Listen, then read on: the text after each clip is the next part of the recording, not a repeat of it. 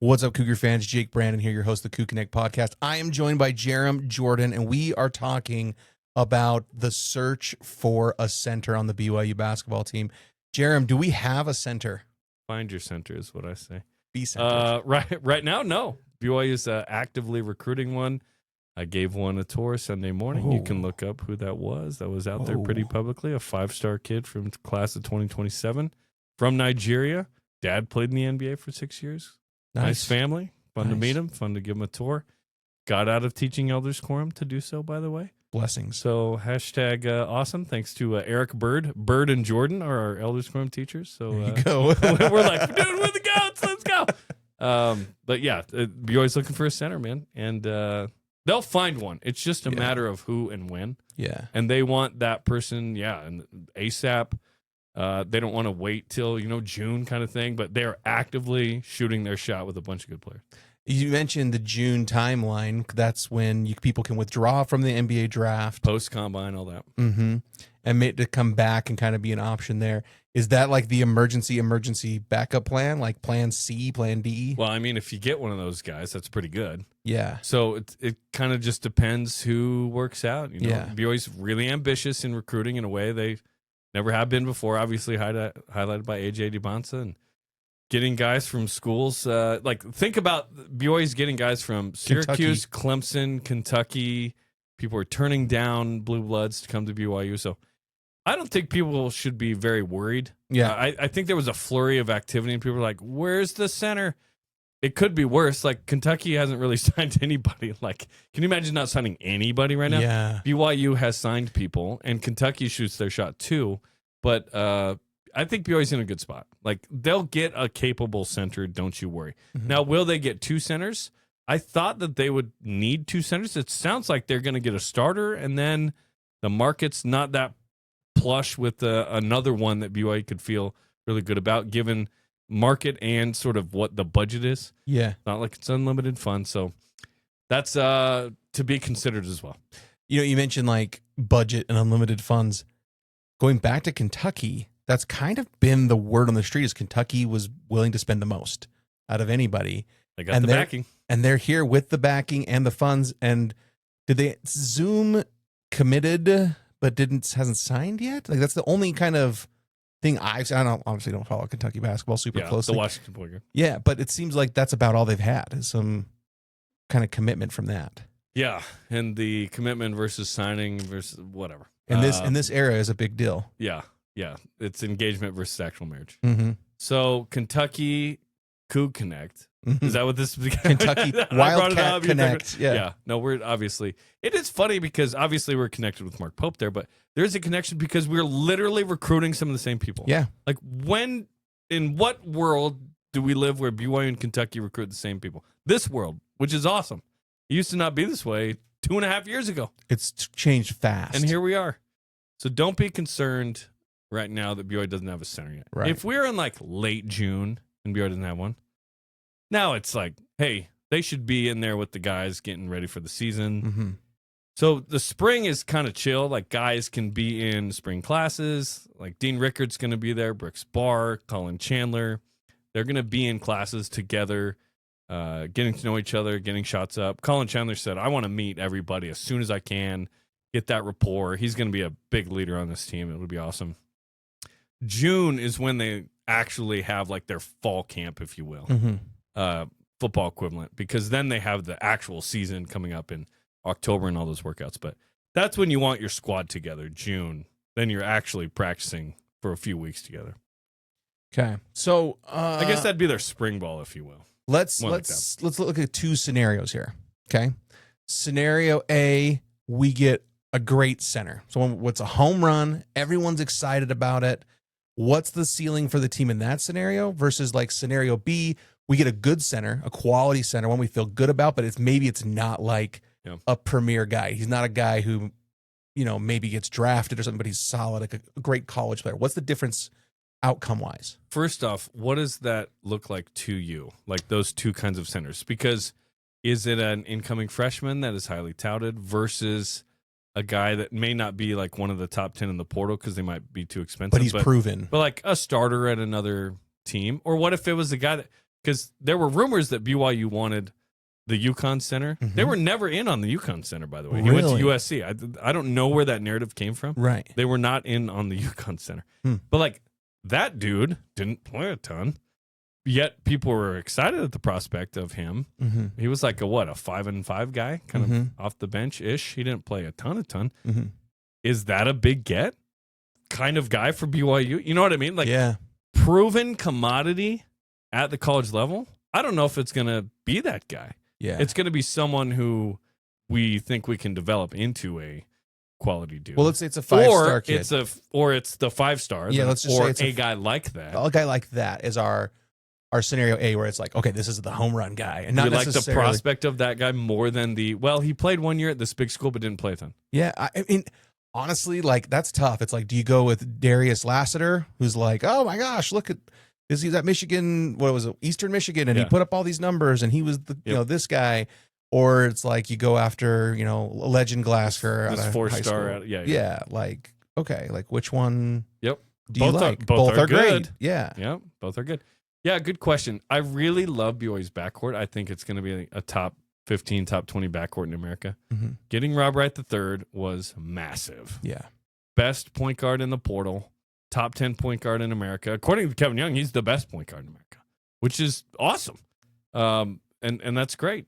Colin Chandler was a needed add, not only because of his skill set, but what he represents as a member of the church, as a returned missionary, he was here at BYU, and then he followed marketing, but he came back. Yeah. He turned down Kentucky to be at BYU. Like he's a symbol kind of what BYU is and can be, which is pretty cool.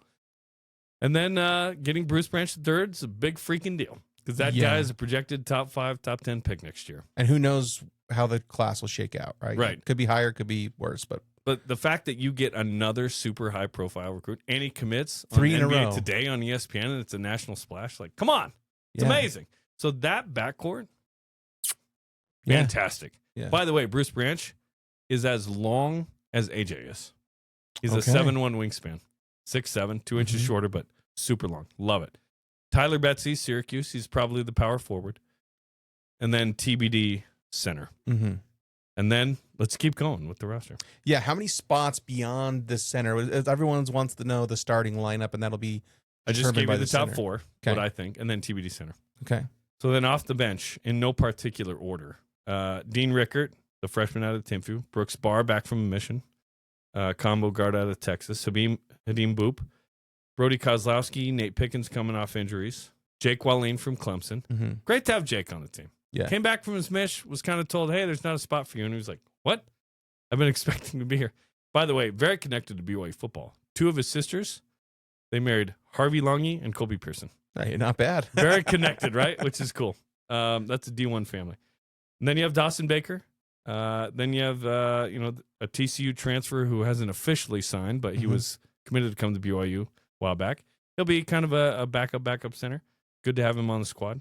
So technically there are 4 spots, the center plus 3. If you want to get to 15, the TCU transfer doesn't count against the 15, kind of a walk-on-ish. And there's no requirement to be at 15. Correct. I would think that BYU adds the center and then 1 or 2 more. Mm-hmm. And they kind of sit around 12, 13. Okay, so we're close.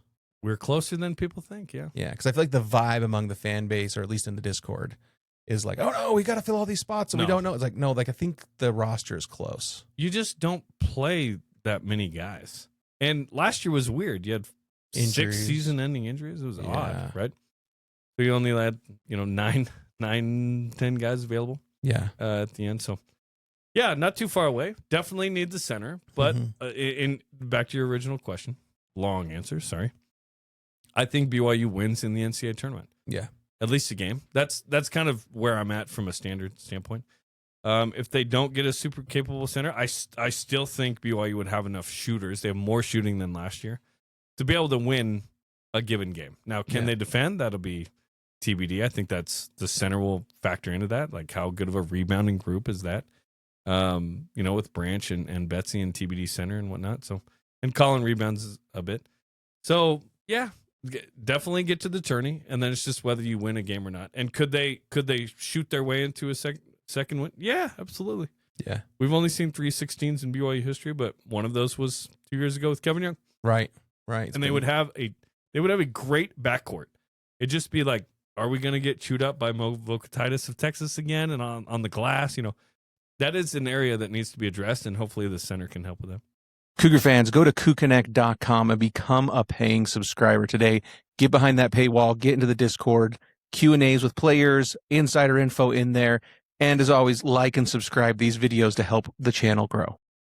And if you listen to us on Spotify, which a growing number of you guys do, give us a follow and leave a review. So whether it's on Apple or Spotify or Amazon, make sure to leave us a review there.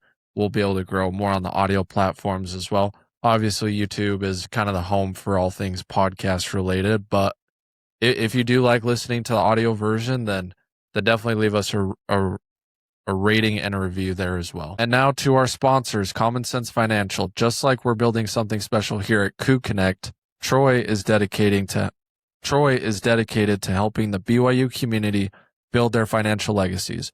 Whether you're looking at retirement strategies or just starting your savings journey, Troy from Common Sense Financial's process is simple, clear, and honest. He doesn't just manage accounts, he helps families win. If you're ready for a financial plan that actually makes sense, call Troy today at 801-608-6657. Cougar fans, Madsen Realty Group is a proud sponsor of Cougconnect and is proud to support the BYU community. If you are looking to buy your next home or build your investment portfolio, schedule a free consultation and be entered to win 2 BYU football tickets for the 2026 season. Call them at 801-922-0584. That's 801-922-0584, or reach out to them online at brigham.utah on Instagram. Go Cougs. And last but not least, planning a 2026 family trip to Universal or Disney? Utah Travel Pros specializes in stress-free vacation planning for Cougar families. Get a free expert quote at utahtravelpros.com/Cougconnect. And I'll say that one more time, utahtravelpros.com/Cougconnect. Go there and get your free quote today. Well, I want to pull Kevin in on part of this question because I know he's a hoops expert. But let's say our big man, right, the the number 5 guy we're going after here. If in terms of importance of skill set that he could have, because it's still a hypothetical person here, right? Let's say like rim protection, rebounding, and then the ability to have either post moves or pass efficiently out of the post. Where do you rank those skills? Is rebounding the most important? Is rim protection most important? Is being a key component of the offense, whether that's post moves or passing the ball around, most important? Where do you guys rank them? Kev, we'll let you go first because, I think rebounding is probably 1. Mm-hmm. Just need guys that can grab boards offensively and defensively. Mm-hmm. And then rim protection is 2. Defensively is where they need a center the most. Offensively, Kevin Young's smart enough he can figure it out. And then 3, it's just being able to, like I've said on here before, like it's not about scoring, it's more about just like being able to be fluid in a lot of different stuff that Kevin Young wants to run. Because last year, like playing with Kaba, they were very limited with what they were able to do because he could not handle the ball. And you don't need someone to you don't need a center to be crossing people over. But a guy like Foose was a hub at the top of the key where he was running lots of dribble handoffs and stuff. They couldn't do that with Kaba. They did a little bit with Ahmad, but that didn't go super well. That's the kind of piece that they need to be able to not just run high pick and roll the entire game. So number 1 boards, number 2 rim protection, number 3 is the offensive component. Yeah. Do you change your order up at all, Jarom? I don't think so. Although we kind of missed the idea, of can we just dump the ball into a guy to get a bucket? Mm-hmm. Or do we have to get downhill off a pick and roll? And I mean, here's the thing. There are more shooters on this team. Yeah. That's going to be fun. Like Rob, his assist numbers will go up. And he was in the mid 4s. He's probably over 5 this next year with this group, which is exciting. But yeah, listen, we want it all. We want a guy that's he boards, he protects the rim, he rim runs, he has a little jump hook, he can finish at the rim, He gets out in transition. It's like, well, that guy's worth $3 to $5 million. What I just And described. there's only 7 of them. You get Or $1 6 million of them. per attribute, Yeah. maybe. Yeah. You're a great rebounder, $1 million bucks. Yeah. Rim protector, $2 million bucks. Scorer, $3 million bucks. So yeah, I agree with that. Yeah. Yeah. Kevin's genius is offense. But the big question, the thing that held BYU back a bit this last year was defense. Like I would agree. to be a great team to get in the Sweet 16 or whatever, we've got to be like a top 30-ish defense. Yeah. And it's a lot to ask to do both. So we'll see if what that looks like. And what personnel comes in to sort of help with that. It's nice to have Jake Wallin, who is an efficient offensive rebounder. He'll probably be the 6th man, by the way. Okay. Nadim Boop, good rebounder as well. Good defender, brings some intensity from that end. Hopefully Brody Kozlowski gets healthy. Yeah. Because when Brody was on the AAU circuit, this dude was a machine, shooting threes and rebounding. Mhm. Like he was competing with Contenders and Koa Pete, and he was like winning some of these matchups. Yeah. We are 2 years removed from him coming out of high school. If he gets healthy and has a shot, he has a chance to really influence this team off the bench with rebounding and threes. Yeah. Like it would be awesome. I would love to feel like, in a year we go, oh, Brody was awesome this last year. He's definitely the starting 4. Like that's what I'm hoping happens for him. Yeah. In my super biased opinion, because I work with his mom and I've known Brody since he was this tall. But you're also like, it's not that biased because there is a sample of this in, like you said, the AAU circuit, the most competitive He was at a basketball. high level. Of his And that was a age. big get when he switched from USC. Yeah, it Andy was. Enfield left SC, went to SMU, and that opened the door. Yeah. And that was Kevin Young's first recruit, by the way. Yep. Brody Kozlowski. He made him a priority, and he's still a priority. Yeah. Yeah. Well, I think the sky's the limit for that kid too. So We just got to get him healthy Get and him on the court. playing, and yep. okay. So we're close, man. Roster feels like it's close. What is your personal timeline? Are you thinking this comes days, weeks? Still weeks. It's just dependent on them getting one of their big targets to commit. But They have many lines in the water. okay. Yep. So no need to be concerned. No. Okay. I'm not concerned. Okay. It's hard when you look around and you see other teams getting guys, but like BYU literally is 2 or 3 players away total, maybe 2. Mm-hmm. A center away from feeling like, okay, we have the starting lineup secured, and then maybe one more bench player. Do you feel like we put this roster together quicker, more efficiently than we did last year? I think that Kevin Young and staff, Justin Young included, have learned a lot in the last 2 years in terms of the timing and how quickly you have to go and how you have to cultivate those relationships and, the conversations that are had within the framework of legal tampering and Right. whatever it is that happens, right? Just me speaking from my own standpoint here.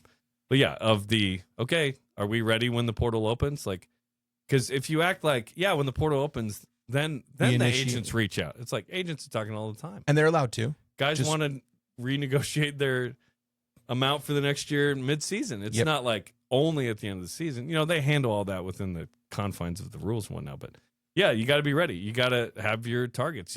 This guy jumps on the port. Yes, he's a fit for us. Yeah. We've seen him. We like him.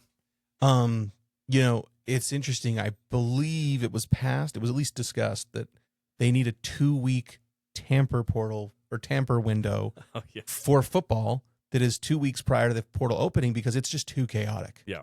And people jumping in the very last day. Like our friend Justin Kirkland, who was in here before you, he literally jumped in, submitted his paperwork like 11:58 p.m. gosh. before the deadline to come in the portal. And my understanding is all it has to be is a text message to someone in your athletic department Yeah. with your intention to go. Mm-hmm. And then you can kind of formally do it after the fact. Yeah, because it is a formal submission of a But like paperwork. but you don't have to finish that paperwork formally by then. You have to just like, I Notify. intend to go to so-and-so in the compliance office at my school. Yes, Which is super informal. yeah, but Yo, I'm out. yo, that's how you want to know. You want to get a player from this text from one of your starters at 11 o'clock at night, Yeah, you're like, what? and you're gone. So, You're like, oh, your email was in the junk. Sorry. sorry, Missed doesn't it on count. Friday. But so it is a little crazy. So, but it's you got to be ready to go when things happen and things are fluid and they change. And this guy might be a priority, and then he's gone. Yeah. And my understanding from Colin is there were thoughts even mid-season of like, hey, I'm thinking about a return to BYU. Yeah. And that's not uncommon. And Right. it's great to have him. And it's cool that I can say his name because he signed. Yeah. But it's awesome, man. Like I'm stoked to watch Colin Chandler play in a BYU uniform. It just feels right because we were so ready for it emotionally 2 years ago. Yeah. Now we get to see the best version of him as a junior and senior. Yeah, he's polished. And he told us on BYU Sports Nation he wants to play 2 years for Kevin Young. Dang. He said that out loud. Which That's we're awesome. like, yeah, I like that. we will hold you to that next year. It was because on we Sports expect Nation. you to be here. No one's ever said something that didn't happen on that show ever, myself included. No, but dude, I'm going to go back to something I've said previously when we've podcast on this. I love his hustle. There's Like, some Richie in there, and right? some fire. He has some fire. A little bit of, I'll make the extra play there. Yeah. He told us something interesting too. He said, I sort of got wedged into kind of just being a shooter at Kentucky. He said, I've never just been a shooter. I've always been an all-around scorer. Yeah. I'm pretty sure he's coming to BYU because he's thinking, oh, I'll be more than a shooter. I'll be an overall scorer. Kevin Young will utilize my Yes. talents, more effectively. I think Colin has the best chance to be the leading scorer on the team, in my opinion. Wow. I think he could be like 17, 18 a game. That's big. Followed by Rob and Bruce in some order. Like those three could be a similar trio to last year. You won't have a 25 a game guy to me. Mm-hmm. Obviously, AJ's special that way, but like the three of them, amazing. By the way, the AJ Richie Rob combo, highest scoring trio in Big 12 history, Really? even with Richie's injury. Holy cow. It's just that many points from AJ and Rob. Rob was 18 a game. That's a lot of points, man. Yeah.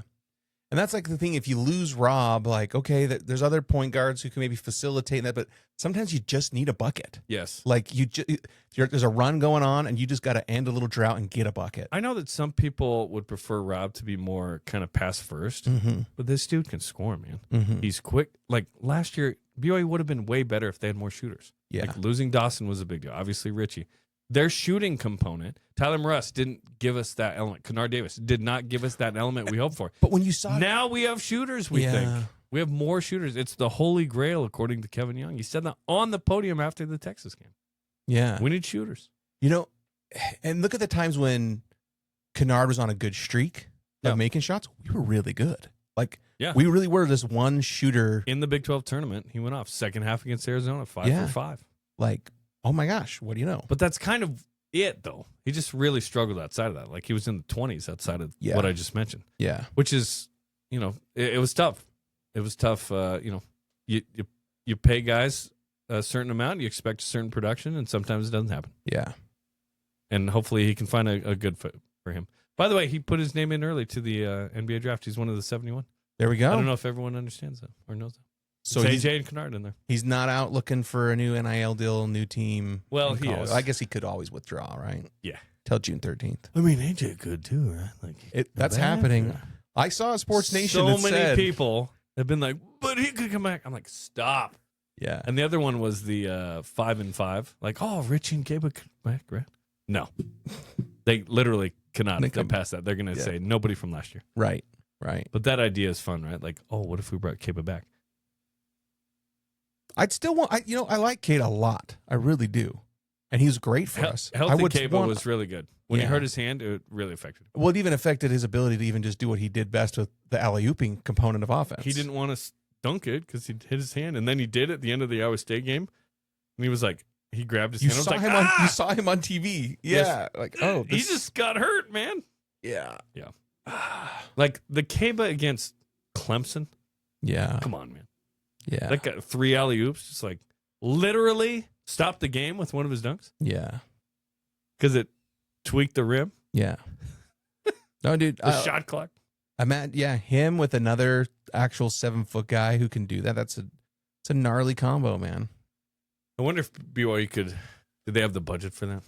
I don't know. People need to understand that, and I'll bring that up right now. Is the budget is different because last year the 20.5 rev share cap was not fully enacted prior to the season when BYU signed its players. Right. So it was a different space. I believe it was like April 7th or 10th the year prior. Like any deals signed before that were not a part of the rev share component. Yes. Therefore, you can afford AJ DiBonsa. Mm-hmm. If AJ had come back, BYU would have figured it out, Mm-hmm. but it would have been a way bigger number. Yeah. Trust Yeah. me, Ace told me so. he's like, I'm not getting the homie discount this time if we come back. I'm like, Yeah. you're not coming back. Like, don't Don't even. But it's just different numbers. Some schools are not abiding by the 20.5. Right. BYU is. Right. And so it's different. And some of the Olympic sports have to scrap together or they have nothing. Which There are certain sports that compete at a super high level that have nothing. yeah. Or there are certain superstars that are going to get more than some of the other teams combined. I'm talking Olympic sports. Yeah. And, that happens. Yeah. It might be hard if you're on a certain team and you go, well, wait, we win and they don't, but she's good, And gets paid. but so am I. Yeah. So it can be difficult, but gotta function within the confines of what you have. Yeah. I wonder if you see how much you see third party grow, because they've come out and kind of said, hey, technically, if you're in the media lane and you're doing this and your primary purpose is to be profitable and create media, and not just to pay players. That's what this Is right? what this is, right? There you That's go. what it's always been, is Yeah. insider content and podcast. Then we really aren't going to interfere with that. So it just makes you wonder, do more Can there be more? profitable companies who can find a lane to operate in with that? And then does that translate to, I don't know what sports you're referencing, but volleyball, softball, women's soccer, whatever, track and field, In whatever. that space, yes. Like, to have more opportunities. I don't know. Because we all love that Jane Hedgren's at BYU. Heck yeah.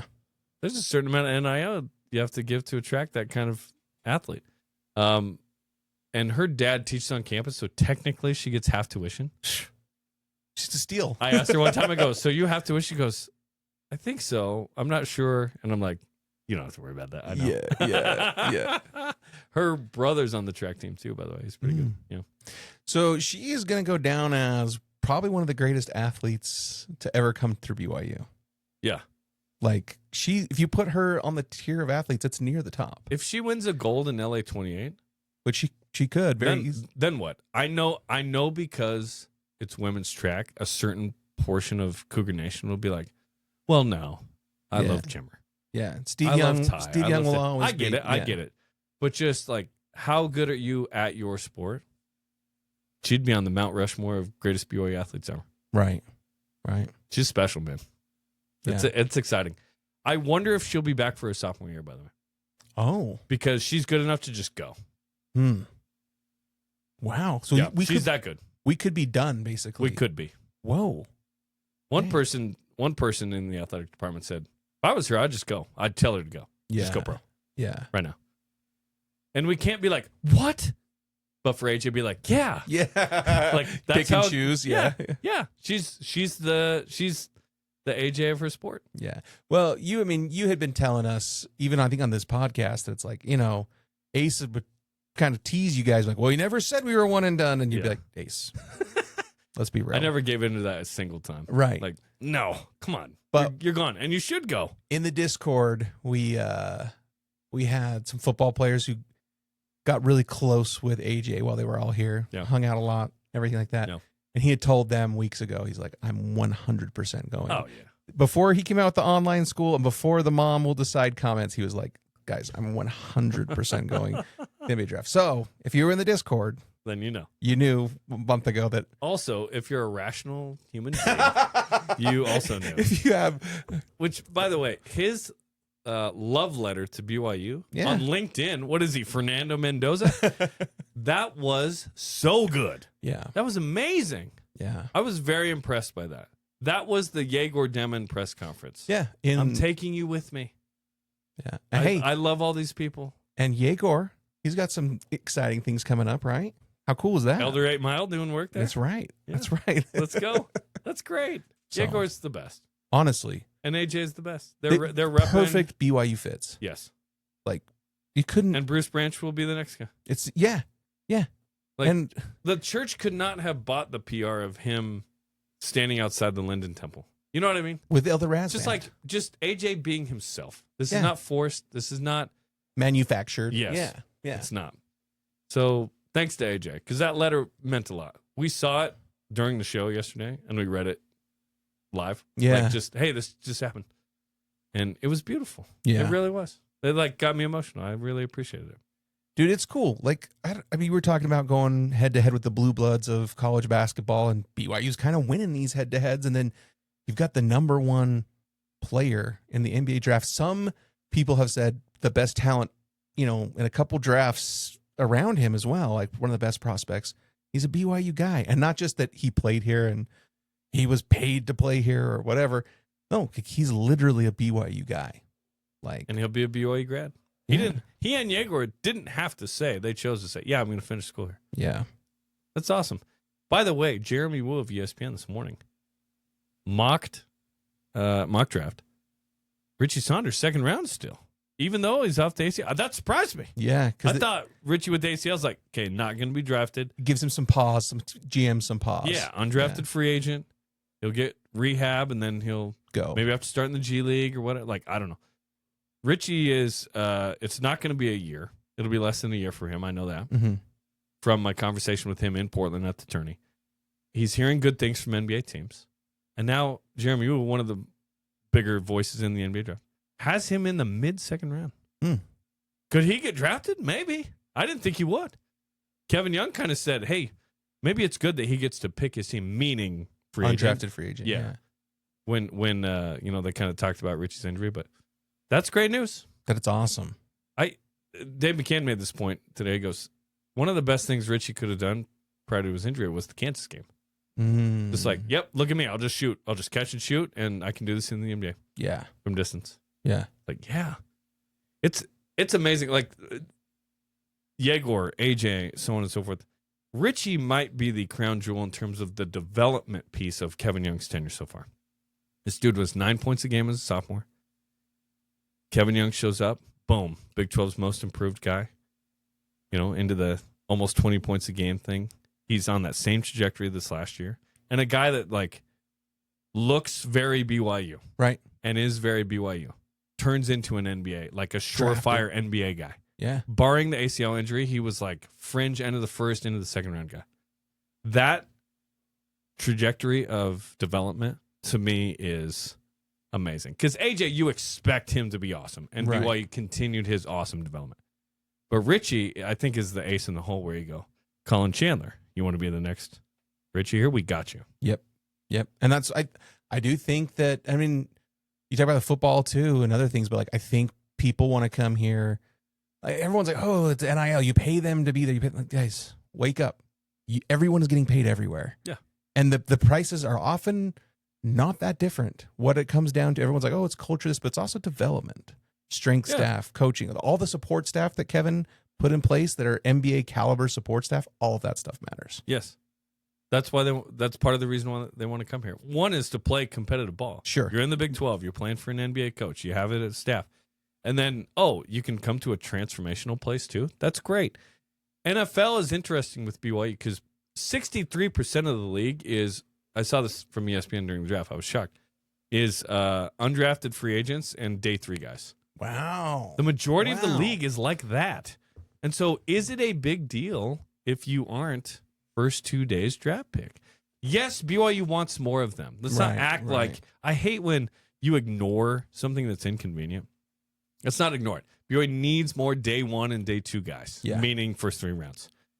But when you produce a Jack Kelly and a Carson Ryan and a Tanner Wall, I think is going to hit with the Raiders, and a Chase Roberts, you hope, and so on and so forth. Like, I think Garrison Grimes will stick in the NFL for a long time. Will Ferrin. Just on voice alone. Will Ferrin. Yep, all these guys. That matters. You do want 2 picks in the first round. Like, I'm jealous of Utah's 2 tackles. Sure. Fano and Lomo be in the first round. That's awesome. And I don't know Lomo, but I do know Fano, and he's an awesome dude. Yeah, the one that got away. He's the one that got away, and he is awesome. Yeah, he's great. And we know Logan and the whole deal. So, yes, we need more of those guys. But just produce NFL players. Because the guys that BYU has produced, they make a big splash. Yeah. Like, there are 3 Warner. dudes that are 4 guys that are significant in the NFL. Like, Tyler Allgeier's been a big talk last week, like biggest loser of the draft because they drafted Jeremiah Love. Like, come on!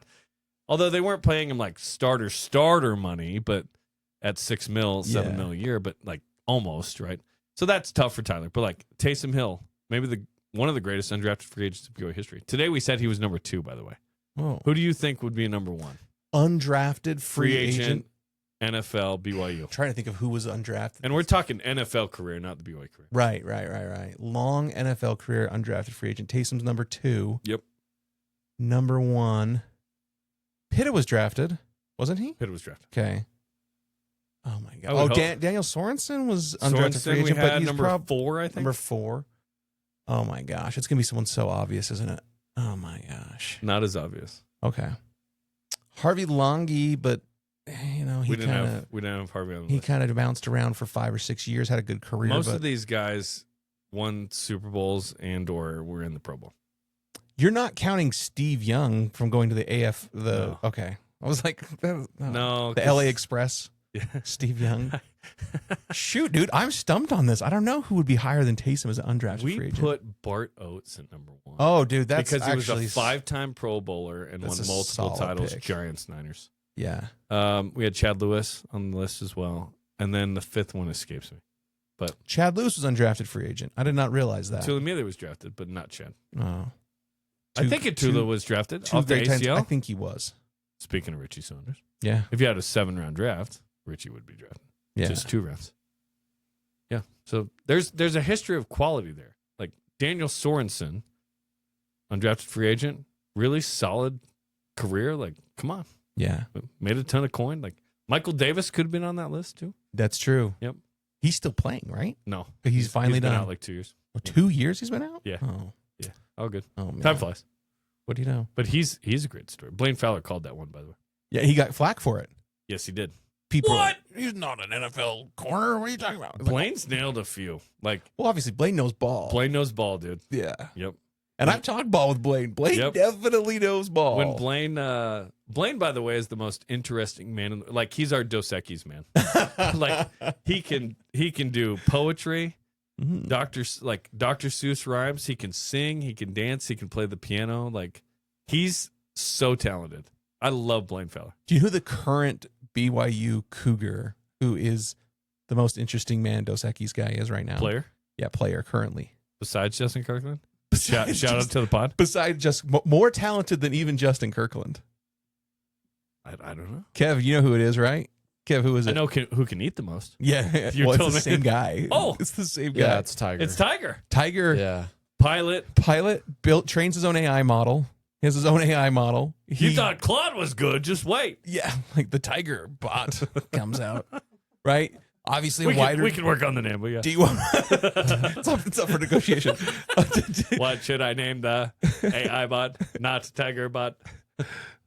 People think of car incidents if we don't name it, appropriately. But he goes on. He's like, he got his pilot's license. He get his pilot's license. He's built AI. He graduates from Stanford in 2 years. Like, we had him on here just 2.5. talking. Let's Music. be fair to the process. 2.5. Respect the process.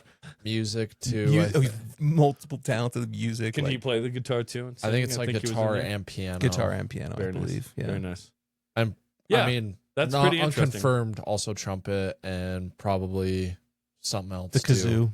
He's a ninja on the kazoo. Yeah, Yeah. talented guy. Accordion. How about that?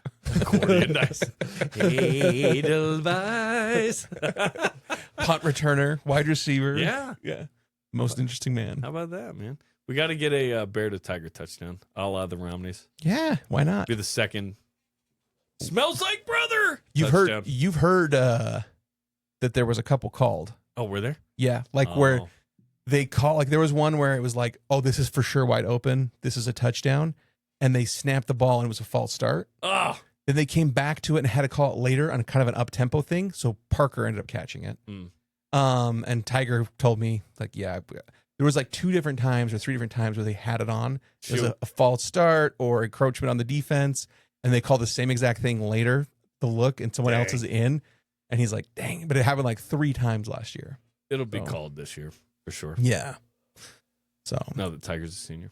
dude, how good do you think the wide receiver, pivoting to football, how good do you think the wide receiver room is, losing Chase and losing a lot of the experience? Yeah, I like the prospect of the group. I think there'll be some real openings there because BYU should have a good run game. Yes. 2 good tight ends. Sorry, when I say good run game, I mean great run game. Yeah. Because you've got 3 good running backs, including Bear, if you will, Yeah. with Sione, obviously, and LJ. Not in that order. But love those guys.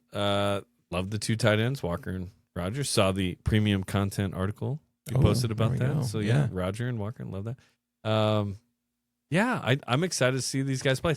I don't know that they're going to be asked to do as much as they normally are because running backs out of the backfield and the tight ends. It's like, yes, if we were asking you to take 70% of the receiving load, maybe it's 60 this year or whatever. Off more. Yeah, I have to look at the numbers, but they need to supply explosive plays. Yeah. That will be their number one thing is, are you getting 15 plus yard chunk plays? Because teams are going And to challenge them. Yeah. Because teams are going to load the box and say, "Oh, you're going to throw it." And we're also going to we'll go 2 tight ends and then also not 22 personnel per se, but we'll have times where we got 2 tight ends in and 2 running backs in at the same time or independently of each other. And that's going to really challenge defenses to load the box. And if they load the box, whether they're on cover 3 or man on the back end of it, that's your opportunity to say, "Hey, if you do this, there will be a price to be paid." This is where JoJo needs to do his thing. Right. JoJo could be receiver 1. He sure could. He's the front runner for it right now. He had, and this is a closed private practice scrimmage, but from everything I was told, the first private scrimmage in LaVell Edwards Stadium, he stole the show. Nice. He That's was against a good secondary, I take it. Yes, he was like a clear MVP, and this was if it was 1-on-1s, maybe it was 1-on-2s, but who knows? Yeah, but this was from members of our secondary and our wide receiver both were like, yes, there. Like we put out the report at the time, but like, yeah, he can be the guy. Yeah, that's exciting. I heard great things about Legend Glasgow, by the way. Just people are excited. Dude. People are very excited. I don't want to pour on the expect him to do a ton this year thing on a true freshman. I think he'll play for sure. But and for me, I'm like 10 catches. Be awesome. As a true freshman in this situation, give me 10 catches. Yeah. For 140. Yep. A very, very realistic. Don't need a ton. Just need enough from you. Is it Austin Collie true freshman year where you're going, hey, no, you caught like 40 balls for 600 or whatever. It could be. Who knows? Yeah. BYU just needs to like move the chains with somebody. Yeah. They have 6 or 7 dudes that were like, hey, it might be him, Like, establish those guys and let's go. Yeah. Because when it's BYU Utah and BYU Notre Dame and these big games, it's like, who do we trust? Yeah. I think on 3rd and 12 and you're throwing a post, like who's making that catch? You've got options there. My inclination at the moment, I think it could be Roger Salepaga. I really. What are you do. saying? Leading receiver? Like you're a big time guy. Oh, like you're a big time guy. 3rd and 12. You're in a bad spot because he's a flex game tight end, dude. That can. Well, I think he can do everything Neil Pau did. Nice. And I think he can, at a high level, he can do everything he did, and he can also be attached. He can be a wingback. He can be attached tight end. He can do everything that Mason Wake kind of did in terms of blocking and the dirty work too. Like this would be nice because I think BYU was somewhat predictable last year. Yeah. Yet effective. Yeah. But like when Kean Need comes in, they run. It feels like 95% of the time. Yes. But when Walker Lyons and Roger Salepaga are in there, it's like you don't know what's happening. You don't know what's happening. And if they run 22, come on. Yeah, and I don't know how much they'll run 21 and they'll run 12. They will run 22, but you'll see 21 and 12. Tell Aaron Roderick that he can't run 22, and he will run 22. Okay, I'm gonna tag him on challenged, Twitter. He'll go, really? Like, it's gonna be a great year, but I just do not see any way that we could run 22 personnel and get away with it. We can't run 23 either. Remember when BYU ran 14 at the goal line like 2 years ago, I want to say? Yeah. Which is awesome. For those unfamiliar, one running back, 4 times. Yeah. So, dude, I don't know. I'm excited about it. I think you saw enough 2-back towards the end of the year. Yeah. It was really effective that it's like, okay, we're definitely using that. Because you're so versatile at that. Well, and you've already mentioned the Bear as like another running back option, or at least a run threat option. When you go 2 running backs and you run zone read with a bubble option, all from the backfield, no slot receiver in motion, just your backfield. Yep. Hard to defend. Yeah. You're pre-snap, you're going, how many are in the box? Okay. Where's our advantage? Here we go. Yep. And the cool thing about having split backs, a back on either side, is you don't have to shift anything. You can just you can just opposite the call. I won't use like O-line lingo, but you can just change the call. I want to learn. The orange, we call oranging the call, which is just everyone says red for sliding protections right and blue for sliding protections left. A lot of teams use orange for opposite, like, hey, we're running this the opposite direction. Yeah. Gotcha. So you can orange it at the line of scrimmage and be like, hey, we're now going to, we're still running zone read, but it is now going left instead of right. And, you know, quarterback yells at center, yells at go. Defense can't shift. They can't adjust. It's like part of the cadence, you know? Nice. So I love it. I'm excited. I think BYU killed it in the portal in terms of what are our specific needs and who kind of fits here. Right. And who adds something. Right. I'm stoked, man. What is it? It's only April? Dang it. Yeah, you got a little bit to wait. I'll tell you. I'm actually okay with this because I just ended my like play-by-play for the end of this 25-26 year. I'm like, give me 3 months, please. Yeah, some recovery time. The last 2 work days, I've basically done BYU Sports Nation and then like cleaned my office. Yeah. I'm like, this needs to go out. Are you going I to need go on? to Are clean you this. going to go on a vacay like all the players are? Because all the players are headed to the Bahamas. It seems They're going to the like. Bahamas? Like not together, but like it seems like They Dominican make Republic. more than me, Jake. Oh shoot! I didn't mean the Bahamas. Are you going to St. George? Went to St. George? Yes. Or spring break, yes. That's cheap enough. We talking Bear Lake or St. George? Those are your kind of. I haven't been to Bear Lake in a minute. I love Bear Lake. That's Yeah. great. There's That water is always cold. yeah, yes, it is. Watch out for the monster in the lake there. That's right. One time I jokingly, I had like my tights underneath my swimming shorts, Mm-hmm. swimming trunks. I took off my trunks in like a picture and waved them around and like threw them, and then they sunk all the way down. So the rest of the hang had to be just in my tights. I was like, my bad. So there's a pair of mine, my At the bottom, trunks at the bottom. the monster's rocking the shorts. Like, thanks, Yep. Jarom. Yep. Collector's item. Collector's item. Totally. I was like, my sister's not like, ah. Yeah, but you got a St. George trip in for, you said? We did already. But are you going to get one now that it's like the off season? There's nothing in the works. There's nothing in the dude. We just out here. Just grind. We got flag football with Tate. That's we got right. volleyball with Vanna, and then we have baseball with Tate coming up, That's fun. which is awesome. Spend the Bunch summer. of BYU camps. Oh, there we go. Bunch of BYU camps. Yeah. That'll be fun. Yeah, you're ready for baseball season? Kevin's not worried. He's an I'm in MLB. baseball He's an season. MLB guy. Right now, yeah. I need How to. are the Diamondbacks doing?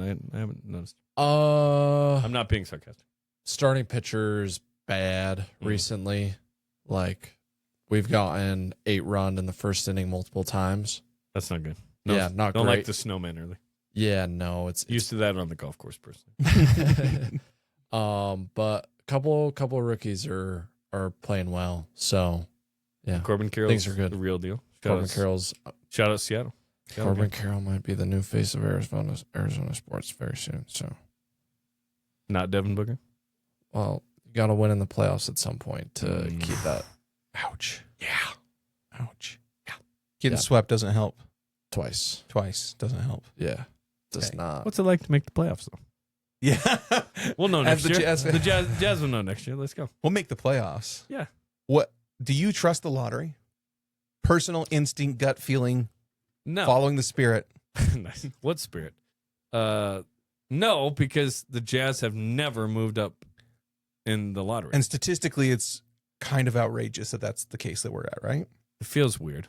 Last year was tough. Granted, Ace Bailey was good, but it would have been nice to get one of those rookies. Yeah. Cooper or BJ Edgecombe has been awesome. Yeah. Been some really good. I mean, even Contenders fell down and he was unbelievable. People didn't see that one coming. But Yeah.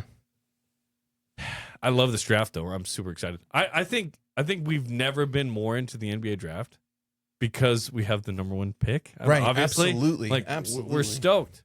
We're stoked. But just being in the Big 12 too, it's like, oh, I just feel familiar with these guys without Right. having to do too much of a deep dive. But yeah, I'm stoked. Hopefully the Jazz are, top 3.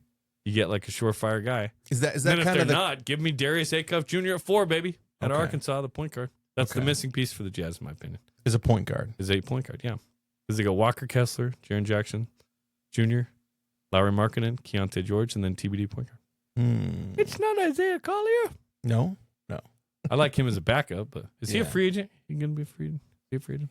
Kev's on it. No, Good. I would assume not. Since RFA, he's still, maybe? since he's still young, he's Did- definitely not. Did he so just then finish his second year? you go AJ obviously, but he's not going to play the point. Right. So then you have to go trade, or or just wait for the next draft and keep building. Just keep stacking. Just players. keep stacking. You just and maybe you get a vet. Okay. That can come in and There you go. or distribute and if they can't, if they started AJ and they just had Keontae, they need a 2 guard, and that's what Keontae. Yeah. But trust me, you just draft AJ. Obviously. Like, yeah. And if they're 2, it'd be interesting to see if they go with Darren or not, because they don't need Cam Boozer. They're already sort of big enough. Kev, they're massive on the 3-4-5 line. What do you see Cam's NBA role as? What do you think he's the best case scenario for Cam? Because I've heard different reports from different people about his skill set in the NBA. He's a better version of his dad. Okay. But the ceiling and floor is like this. Mm-hmm.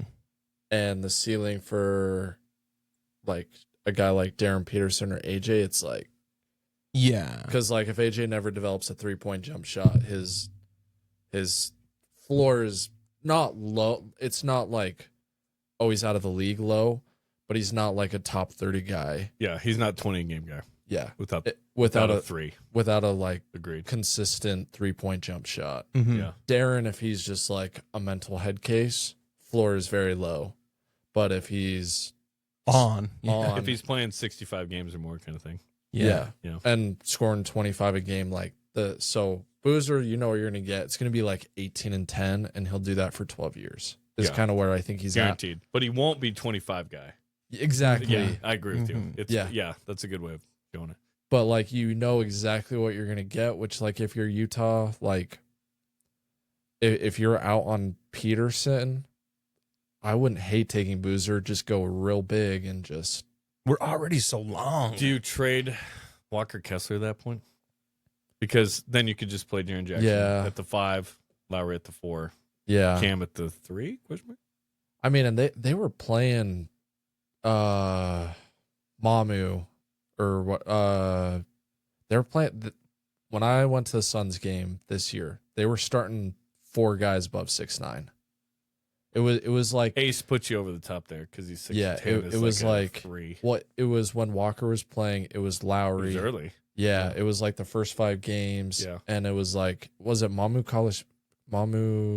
Vili? I don't know. But he's like 6'9", 6'10", and then they played someone else too. That's a we're tanking starter situation. They were all healthy. Still, we did get fined. So. Yes. Not game 3. That's true. Not game 3. And you're tanking. And you're fined. But here's the thing. It's going to be worth it. Yeah. Yeah. Like, if they don't move, they're going to be, what, 4th or 5th in the draft? Yeah. And you're getting a good player. You just take Acuff or Fleming or... I love Acuff. Mm-hmm. Or, trying to think of it. Or Illinois guy, Wagler. I love him. Wagler. He's not like... He's not like flashy athletic, but my gosh, I just think he's super high IQ. Yep. I think the top 10's loaded.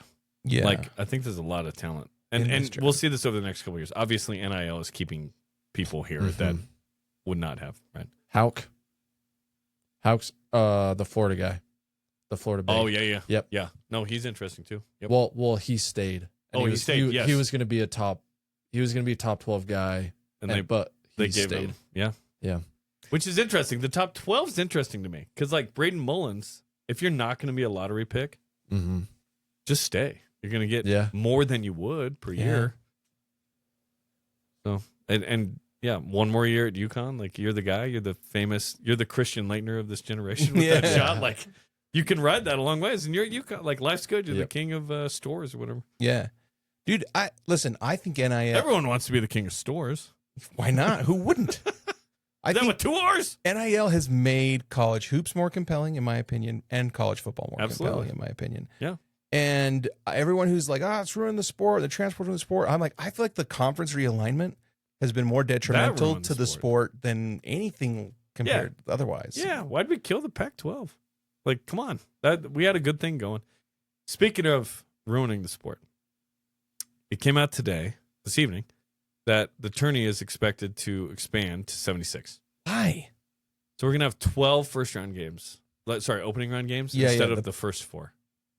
24 first teams. 12. Yeah. It just is stupid. What's the reasoning behind it? Do they Money. give one? Money. So let me explain.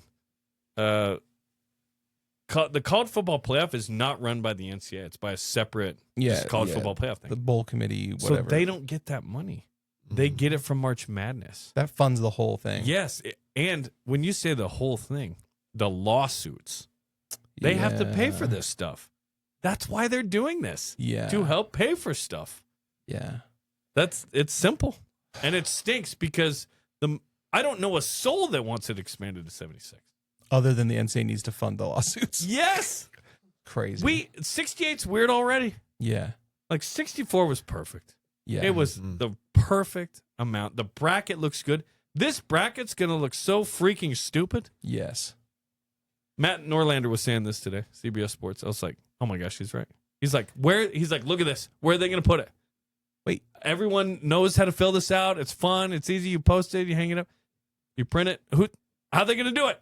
Ruins it. It ruins it. Soiled it. So Tuesdays and Thursday, we're going to have more games. And once the games start, we'll be like, oh, this is fun. Right. But it's just it kind of ruins the bubble watch. It kind of ruins a lot of that stuff. Like, if a team as lowly as Utah's getting in, no, it's not going to be that bad. Nice.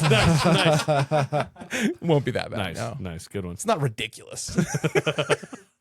As lowly as Utah.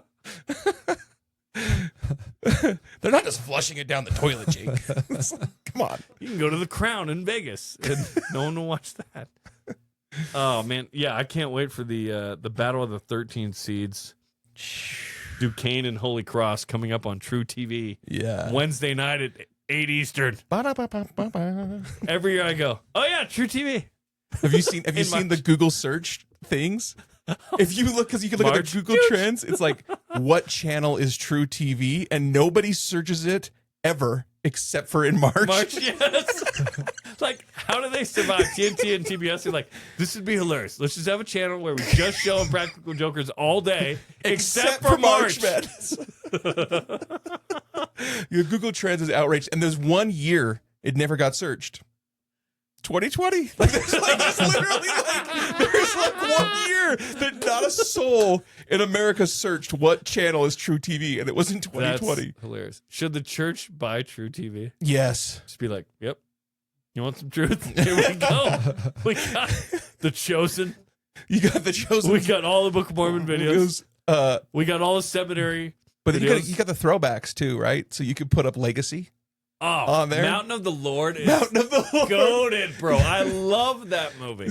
I gotta remember. I haven't seen it. Start with the grandma knitting. Legacy 2, Zion's Camp Attacks. Wait, they didn't do that one. Zion's Camp Attacks. They're out for blood. The sequel. We out here, and we mad about Hans Mill. This time it's serious. I'm just kidding. Are you saying that BYU's not that? BYU TV's not that? Hey, you know what? I picked up my kids at my parents' house today. You know the last thing my mom and dad told me as I was walking out the door with my kids? Hey, Jake, BYU TV is showing Boys in the Boat.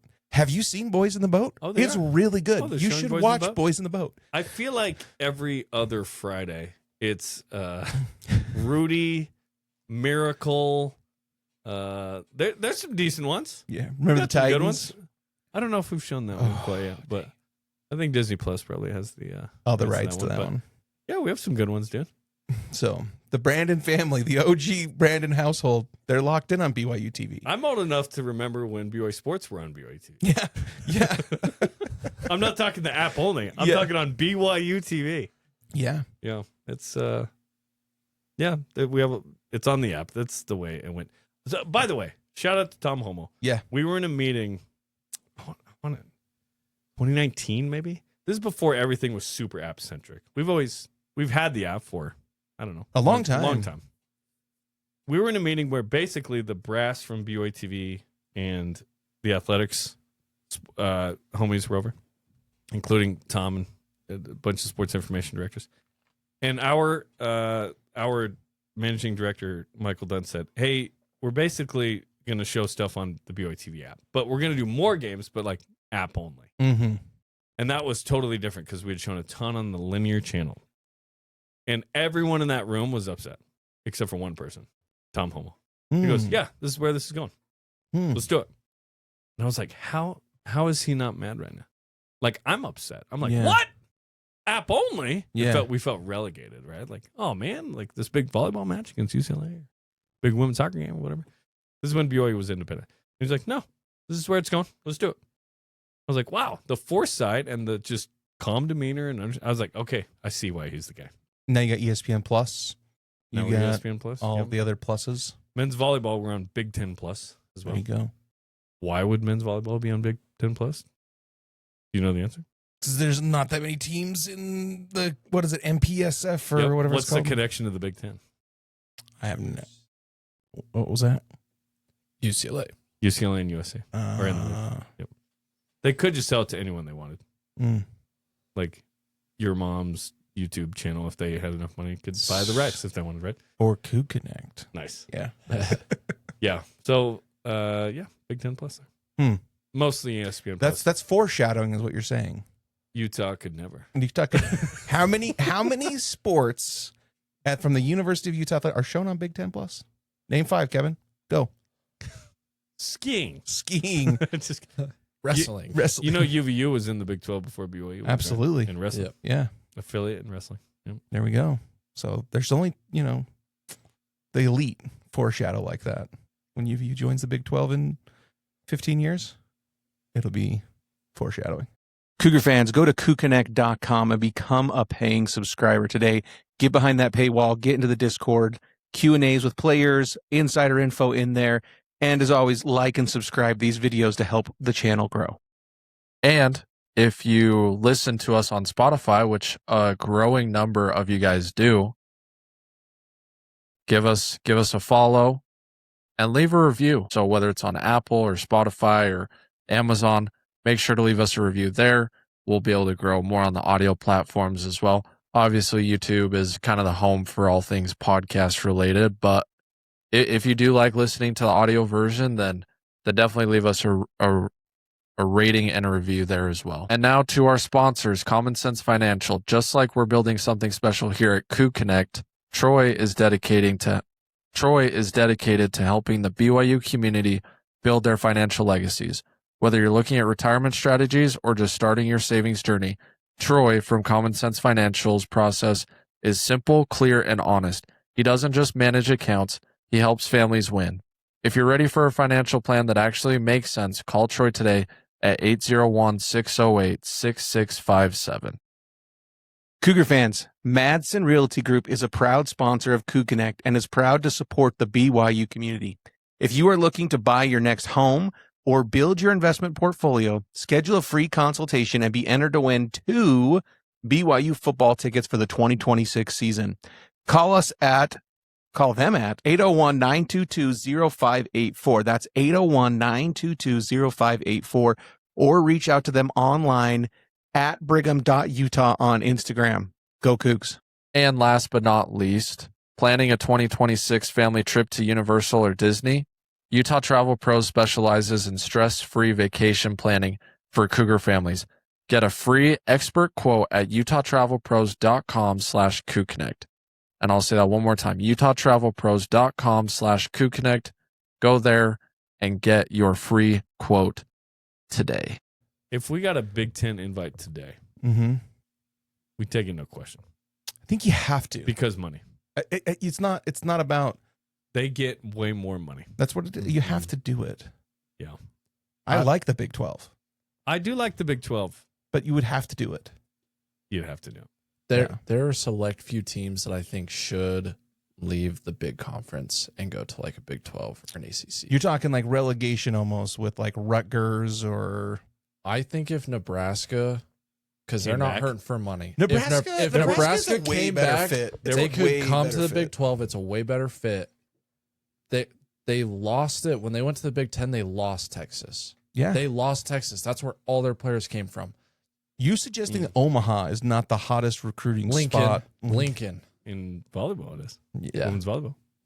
But like, if Nebraska, like, if a team, they're fine. They got boosters, like just dying to give money. Right, they're fine money wise. Come to the Big 12. and you're more relevant again, and you can dominate. And I think there's probably like 3 teams in the SEC and the Big Ten that if they left and went to a slightly less high-paying conference, they would be fine and they would kill it, and they'd give their fans everything they ever wanted. Yeah, all I ever wanted. Big 12. That's our new theme this year. That's all. The Nebraska AD former one did a memoir where he talked about how they had conversations about potentially coming back a few years ago. Yeah, I think it makes a lot of sense. I think it's a fit ideologically. It's a fit recruiting wise, geographically. Right? It just doesn't make financial. You going in? They make way more. Hey, we travel to USC and UCLA and this, and we're just all the kids in LA want to come and play at Nebraska. But kids from Texas don't care. Yeah, they just want to ball. And if they came to the Big 12, I think they'd fit in a million different ways. But I don't know that they dominate. Like I think it'd be. You think with Texas suddenly they start to be the power? I think they would be more competitive for sure. Like is Texas Tech dominating? They've done it for 1 year. You know what I mean? Like will they dominate over time? We'll see. We'll see. With Nebraska, it'd be interesting to see. Yeah. And where's the next step, by the way? Because no one's going backwards. Right. It's got to be P3. It's just we have one big, okay, now it's just the power conference division. We don't even play the group of 6 anymore. I'm calling it that with the Pac-12, by the way. Yeah. Group of 6. Yeah. Dude, it seems like you've got one of 2 options. One is you go P2 and you cannibalize ACC and Big 12. I don't think you can move that fast to that. That's just too much. And then at that point, are you still part of the NCAA? Or do you become your own? What's the point of being in the NCAA at this point? I don't understand it. The Olympic sports? It's good for them. Isn't everything holistically? I'm not talking from BYU standpoint. Isn't everything about money at this point? It seems that way. Then why attach yourself to it? What I think at some point we won't even have athletes going to class. They'll just rep. At some point, huh? At this institution. Like, what's the point of they represent your university and so on. That structure, if it's truly professional, it's kind of like these soccer academies in Europe. Like they'll be, I'm on the U18 team. I go to class during the day. I do this and that. It's like at some point you don't though. Yeah. Once you're past 18, they don't require them to like go to university. Right. Associated with the Arsenal Academy. Right. Like, I know that we want a different experience at BYU and so on and so forth. I'm saying, think 25, 50 years down the road. Right. It's just a team they play for before they go pro. They're just pro. Yeah. It's like a developmental pro. Dude, I think the best case scenario for college football, and I don't know, because hoops seems to be able to, I mean, you just had UConn playing for a national title, and they're not national championship, and they're not, in basketball it works. But in football, Gonzaga can compete for a national title. Absolutely. Not for long, in my opinion. I think they're getting just out NIL'd. Yeah, it's hard. No football revenue, it's tough. It's hard. Although they've got good boosters. But in football, I think the best, you want to save the sport, the best that can be saved from this point, other than something horrible like the federal government stepping in and using antitrust to like change things. Aside from that, the best case scenario. You think that's bad? I don't know if I love the federal government stepping in and like. I do want some NIL regulation, so it's not league to league. Because the NCAA is not. I would like just like, what are the sort of rules of engagement and who is enforcing? We have rules of engagement, but we don't. Kind of. Well, we're starting to get some penalties. Did you see that's like now if you accept a player, because last year we had people transfer outside the transfer portal window and there was no consequences. I mean, Jake Retzloff is kind of an example of that, right? Now they've done like if you receive, you get some serious penalties from the NCAA for taking a player outside the transfer portal window. Like if Texas Tech brought in a quarterback right now, there would be an issue for Joey McGuire and I think the player. Right? Yes, gotcha. And the team itself, I think, has some consequences. There's scholarship and coach and other things. What is the scholarship in 2020? Yeah, well. Oh no, you don't get the cost of living, but your NIL is $200K. But we'll give you several. You can afford rent. Several 6-figure deals, and you'll be just fine. And you own an oil refinery in West Texas. Yay! You've got royalties, oil royalties for the rest of your life. We're like trying to get Amazon trucks, and they're like, "No, we want to own oil." All the oil. I'm an oil man. No one has loved all the shenanigans with the world's oil market the last year more than the Texas Tech fans. They're like, yes, let's just make it all here in Texas. Like, we don't need to go elsewhere. We can bring it all here. We'll win 5 natties. But seriously, though, I think the best case scenario outside of the federal government, because I think once the federal government steps in, you go back to what it was before. Because the free market dies. There's hardened regulations. And then your teams that want to break the rules and do things. Because NIL, as much as it stands for name, image, and likeness, stands for now it's legal, right? Like everyone can do it now openly and not without fear of consequences. But outside of that, I think going P3 saves the sport if Brett Yormark can negotiate a deal that's competitive enough to make it viable. That's the only way you save college football. Competitive enough in what way? TV revenue? TV revenue wise. And it doesn't have to be apples to apples, but it cannot be the chasm that it is now of what is, and you know better than I. 31.7. 31.7. Then you factor in NCAA money and all that, and it gets you to Around 50. Around 50. Is his estimate. But the Big Ten SEC numbers, the bottom, their basement is 31.1 is 70 million. Yeah, they're way up there. They're more than double. So there's a chasm there. If you can get P3 and you can pull quality teams to the Big 12, I don't know who that is. Miami, Florida State, Clemson, Virginia, North Carolina. You can pull those teams. Oh my gosh, imagine the Big 12 with North Carolina and Duke in it with hoops. But your We mark could already see says that in we're the 6 second years. best league in America. After the Everyone's NBA. like, what? What do you mean? He's like, to the NBA. Yeah. Suckers. But I think that's the only way you come out with like a semblance of what college football really has been. And even then the geography's all broken and like a lot of the traditions are broken and things. Yeah. But like That's the part that hurts. that hurts the most. Yeah. But at least you have like some parity and you have like some semblance of that. But that's what's got to happen. And how do we make up for that if that doesn't, like, just expand the playoff to 24 and now I'm actually way more in favor of that than I used to be.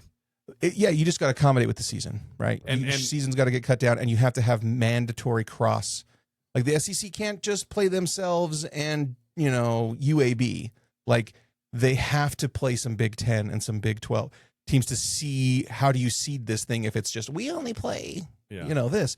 No, you have to have some mandated crossover games to kind of determine the field, Yes. and then you shorten the season. And now, sure, let's go bigger But like playoff. with 20 at-large bids, whatever, it's like, let's make this every year. Yeah. BYU. Yeah. I used to think it was crazy, and now I'm like, once these games kick off, we don't care. No, we just want to watch football. We just like it. Yeah.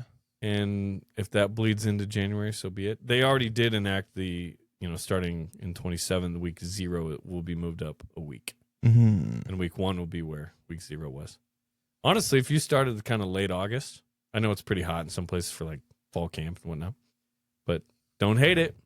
Because if you could finish by the end of December and then you're into your portal time and then And that winter lines ball, up with semesters, man. That makes sense for the college aspect what's of a it. semester? No one cares about school and the big. We Well, do, but yeah. big picture. And it's super interesting. So who said to me the other day on the show? They said if someone decided to come up with the worst possible scenario for college sports, they couldn't beat what we have now. I come with a slightly worse, but they're not far off. They're not far off. What's wild is basketball has just been like, well, we'll just kind of do our same thing, except for this stupid expansion to 76. Yeah. Everything's been pretty good. The expansion to 12 college football teams, awesome. Yeah. Unfortunately, we were just out there. Again. But, as much as we want to complain, it's like there were some controllable elements there. Let's get after it, man. Yeah. Compete. We had Don't get blown out twice. Yeah. We had Let's an compete. opportunity. Yeah. We had a door was wide open for us. There's no Yeah. one to blame but us. What's up? Well, they did it. No, we did ourselves wrong. We didn't Yeah. compete well enough in the two Yeah. biggest games of the year. If we had played them tight, we might have been in. I think there's a big difference between I've heard as much as $35 to $40 million in total NIL, we'll say resources, versus much closer to 15. And I think you saw that play out with depth as the season went on between the two teams in the championship game this past year. How do you compete, with that? That's tough. That's a lot of money, dude. It's a lot of money. Was that number one nationally? No. Oregon is much higher. Oregon's higher. Oregon's much higher.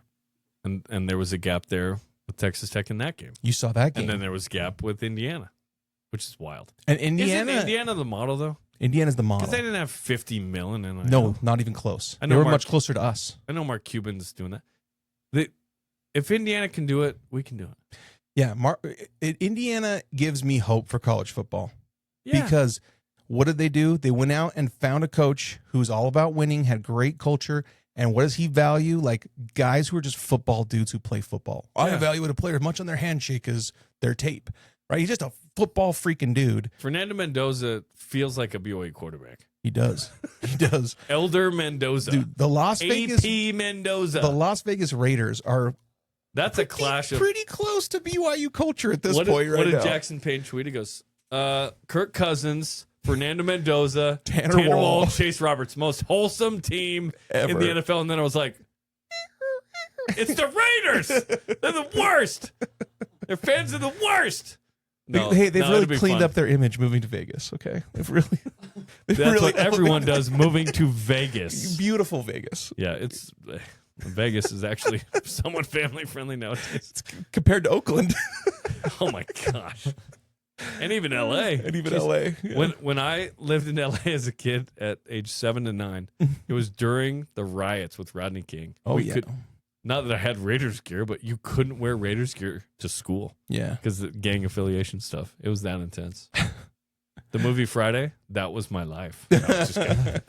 In Woodland Hills. Woodland Hills. When we moved to California, I was so mad. I was like, this is awesome. What are we doing? But you moved to We went back to Portland, yeah. Just it's not bad. which was nice. It's not bad. The people were great. Yeah. The weather, not so much. You don't like rain? I'm 6 fine months with of the rain, year. but compared to Southern California, oh man, it would have been fun. Oh, You're paying for the weather. yeah. So I don't, dude. I don't know. I just feel like this year they had, I think that the gap has closed a little bit between those two programs, and I also think, Given the Sorsby news, oh my gosh, or before that, you were feeling even like before that, I was feeling like, look, that D line last year was, it was special. and even their whole front seven because their linebacking core wasn't crazy. I mean, It you was see the crazy NFL too. draft. Come on, Yeah, 9 dudes, yeah, 9 dudes. yeah. We've had 2 the last 2 years, and it was this year. And I think they're going to be really good this year. Still, even with the quarterback situation, even with Elder Hammond out Elder there, Hammond, yep. they're going to be just fine. By the way, a couple weeks ago, they were like, earliest he's back is week 3, and now they're like, it's week 1. He'll be back for fall camp. Really? Yeah. It's weird. What changed? Yeah. I wonder how much collagen they're pumping into that kid. It's like, hey, just take these pills every day. It's like 900 grams of collagen. It's like, oh, Dude, I was I've got a stomach dying ache. at your tweet. Which one? Over Over under how many games he's out. I was like, dude, out of pocket, Too soon. perfectly, Too soon. imperfectly timed. Yeah. Yeah. Oh So my people gosh. were like, that's not funny. I'm like, okay, I'm sorry. Like, Allegedly. I actually like Tech. I really do. I think Besides Spitgate, they've been pretty cool. yeah. That was crazy. People forget about it. Ben was Criddle and I 4. were the ones that showed the the film. videos. And I remember Joey's like, no, our guys didn't spit. I'm like, explain this clip then, dog. Yeah. And I had a staffer going, here are the plays. Yeah. So, and I was like, oh, I didn't know that this happened exactly. And Dude. Eddie Heckard's like, dude, he just spit on me. Spitting on Tyler Batty and challenging Eddie Heckard multiple times. Wrong 2 dudes. Wrong guys to do that too. Guys, Eddie, I don't know if people know how bad of a man, because Eddie's kind of like, you talk to him, he's like, yeah, like he's just soft spoken and easy. Michigan's own, Eddie Heckard. Yeah, Eddie Heckard is a bad man. Yeah. I'm just telling you right now. Besides that, I have loved what Joey McGuire has said. Oh, and done. absolutely. What did he say? BYU fans are loud and sober? yeah. Yeah. It's got to be a t-shirt. Yeah. Someone's got to Ooh, make the t-shirt. Cougconnect t-shirt. Hurry up. Loud and sober. Yeah, there's a mutual respect that I enjoy. Yeah, I like it. They obviously have kicked our behinds on the football field twice recently. That really hurt us, but I have a hard time hating them. I really do. Yeah. I like them, and I Yeah. like their fans on Twitter. I like everything. Like honestly, Basketball, we got him on senior night, which That's is nice. right. That was good. So They got us there. I just I don't know. I feel bad for the situation how it played out with their quarterback. I do because It's rough. Yeah, and hopefully Brennan gets the help he needs. But yeah, it changes things. Yeah. Not a ton because Will Hammond showed well against Utah and then struggled a bit against Arizona State when they lost. And they still have a good defense, and they still have a good line. Both running backs are back. I mean, that whole receiving core is gone. But yeah, they recruited super well. They brought in 20 transfers. Yeah, they're ready to go. 5 4-stars. I guess Sorsby was one of them, so still 4 4-stars. Yeah, come on. They have the NIL to compete, and they should be the favorites still. If they were going to be number 7 or something, maybe they're 11 or 12 in the AP coming in. Yeah. Which BYU won't be far behind that. I think BYU will be kind of 12 to 15 range. Would be the hope. So that's what we thought it'd be last summer. Who do you think? This is way too early, and we're going long here. Sean's falling asleep.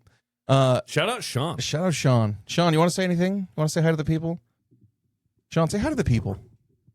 Guys, this is Sean. Sean. So you just recruit from one family. One family. These are your Skywalkers in the This Star is the Wars Skywalker universe. family Like, we of- just do this family. There's one But they're family good. I trust Yeah. with the Cougconnect podcast, and Heck that's yeah, it. dude. That's what's up. Sean, tell the people what's up. Introduce yourself. Factoids. What's up? I am Kevin's brother. I am his favorite and Nice. the best brother. I thought Craig was the Shout out Elder. Elder Humphreys. I'm sorry. Continue. Big Cougar fan. Biggest of the family. Yeah, Biggest of the family. yeah, Okay. that's probably true. Nice. Just excited to be here. Heck yeah. Let's Dude, go. thanks for helping. Seriously. Yeah. Appreciate it, man. These guys do a ton of work. They really do. And it's easy to loop in Kev because he knows so much about hoop Yep. and football and everything else. But you could pick any of the Humphrey boys in the seat and they can hold their own. So they know their stuff. So appreciate you I guys. think we just connected on LinkedIn, by the way. Oh, dang. You guys are Maybe official, Facebook? I can't official remember. friends now.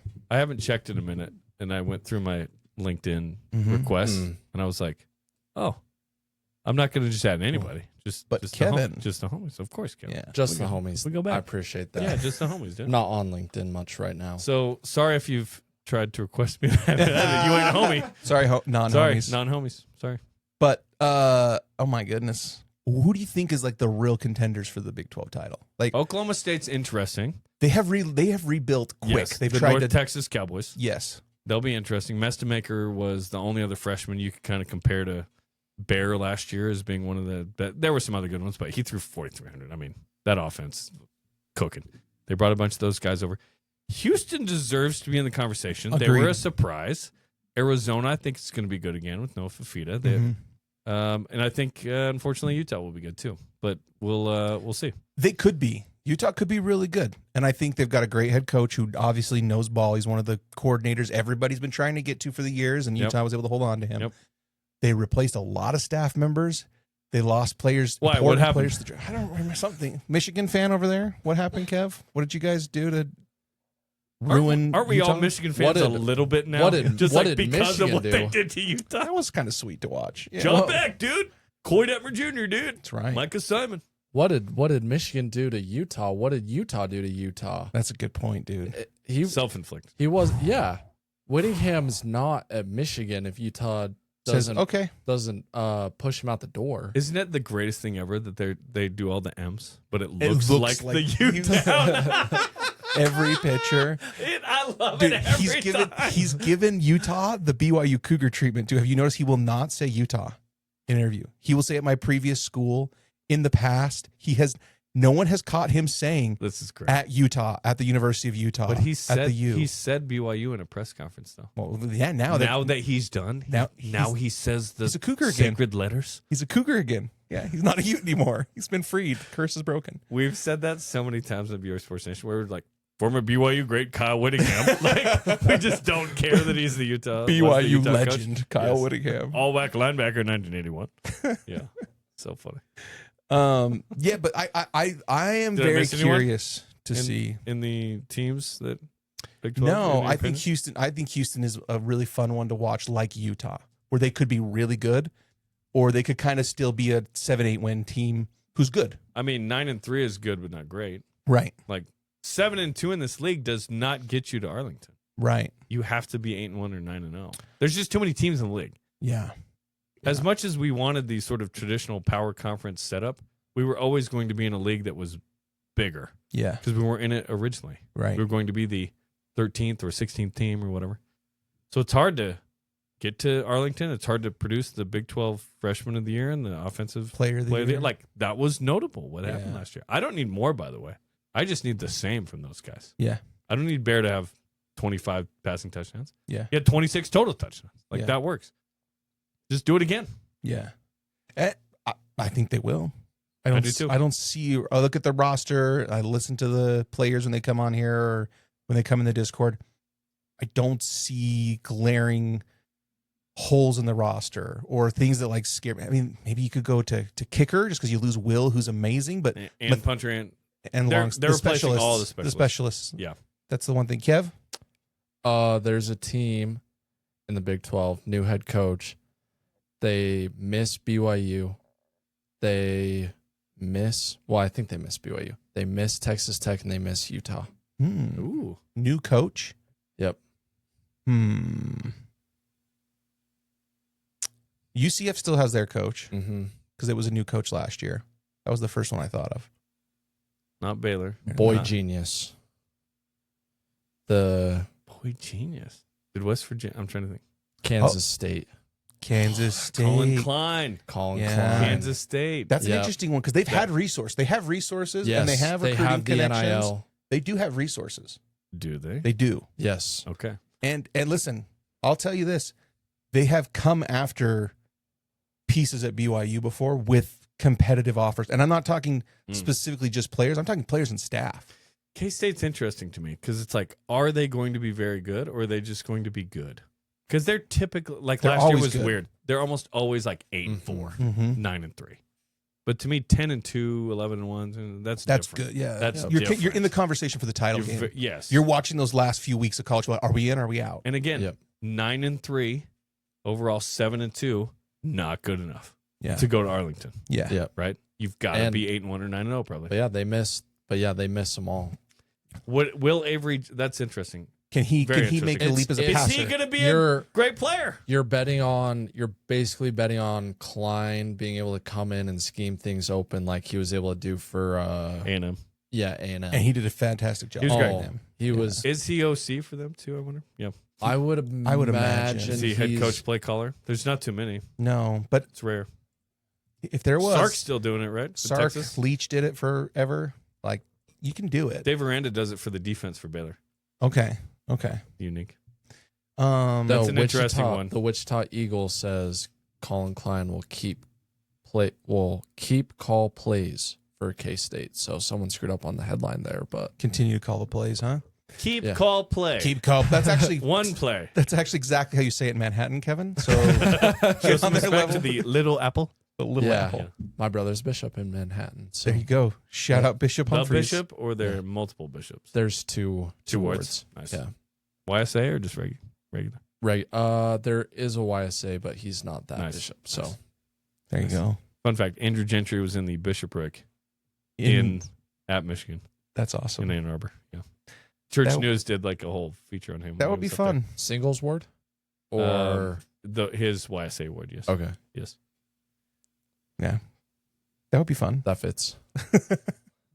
Okay, So, K-State. Dude, But K yeah. State, dude, I think there's a lot of parity at the top this year. Because That's- Houston could be good. yeah. Utah. Listen, I want to ask, why do you think Utah? You said they'll be good. Like I think they could definitely be good. I think Oklahoma State could definitely be good. They have enough pieces to be Coming back. Yeah, and you have a very good quarterback.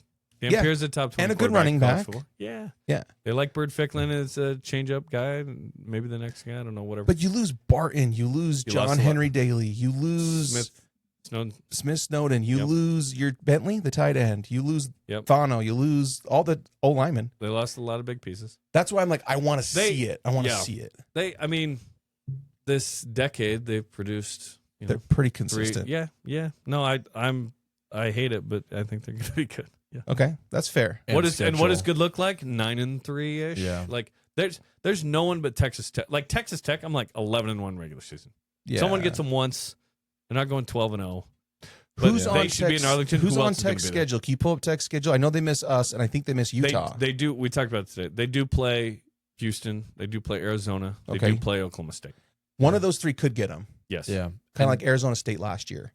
Yes. Arizona And- State, not a threat Not in this this year. league. No, not yet. Uh, They were. I mean, they had We're a heck counting of out Dillingham now. That's dangerous. He's a Well, riverboat gambler. He can win any game, but Too they're soon.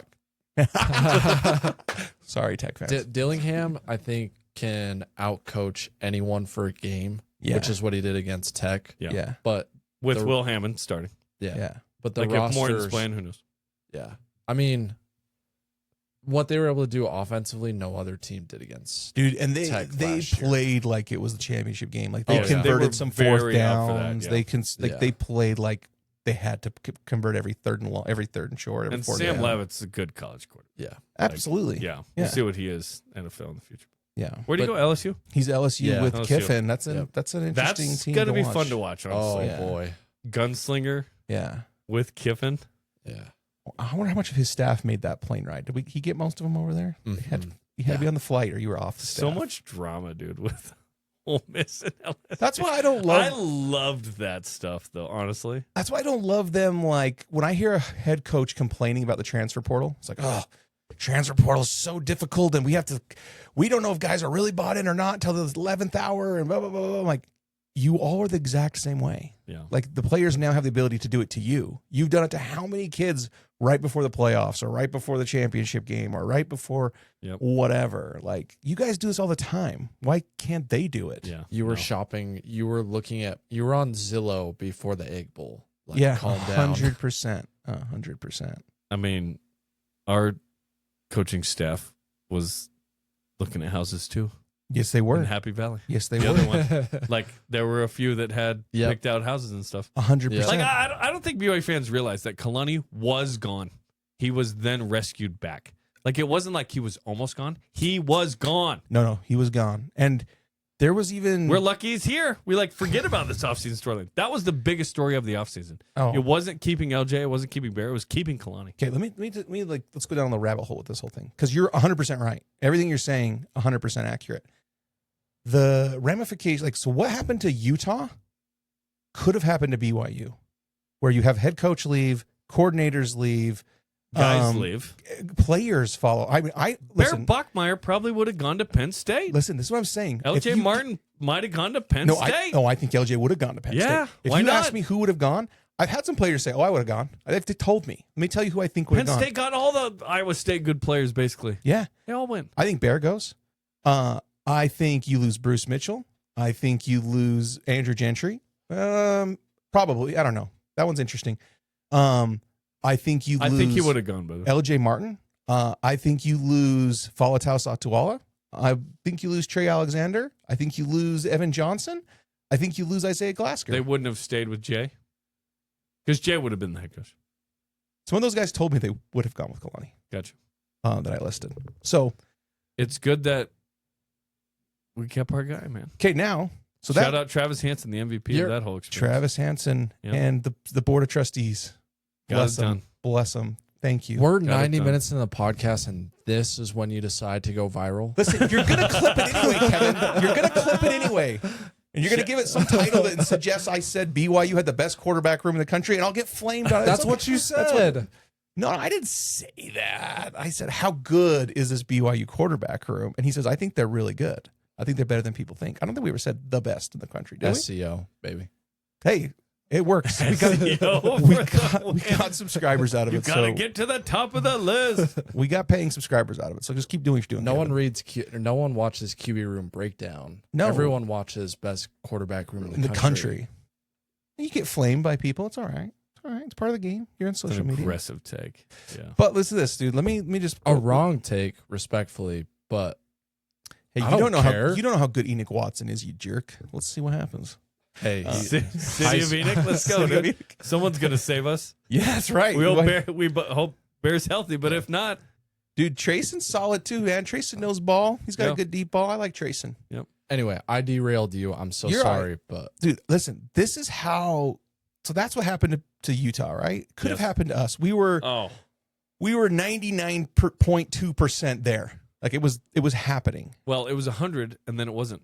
Right. Like it Right. literally was, okay, Monday afternoon, it's done. Oh yeah. And then they Uh-huh. saved it. Yeah. And they saved it. So anyway, but then he announced Kalani's getting a 5-year, $9 million deal, Well, reportedly. allegedly, from some media out members. Yeah. Okay. Some national. But Yeah. then does that generate or spark conversation of Kyle Whittingham saying, hey, why is the guy who I trained up, who was my DC, who I taught the ropes, why is he getting $9 million 5 years? I want an extension. I want a pay raise, and I still want to be the head coach. And then you get like the Uno reverse card Which of is the worst. what happened to BYU then happens to Utah because of this. How much do you buy into that? Not a ton, because Kyle was an established thing. He didn't need this Kalani thing. No, I don't think he To be- needed it, but I think there's a case of you go like, hey, I've still got a year left. Utah was the already head coach. they were done with Kyle, because obviously he could have kept going probably at a high level. Let's be honest. Yeah. Given how they were last year, Oh, yeah, they look they great. were top 15 last year. They were good. Last year was the first time that both teams finished inside the top 15 ever in the same year. Like, it had never happened like that. Why would you say sayonara to him right after that if you weren't already decided on that months ago, maybe even before the season? Maybe before the season. Because you're getting antsy. You want to keep Morgan, and you got to give him that chance sooner than later. do you Otherwise, want he's Kyle, bouncing do you want probably. Kyle for 1 or 2, or do you want Morgan for 10 or 15? Yes. Like That's the decision they made. yeah. It makes sense until the Michigan job thing happens. Yeah. Then there's egg on your face Yeah. with that. And it's wild that occurred.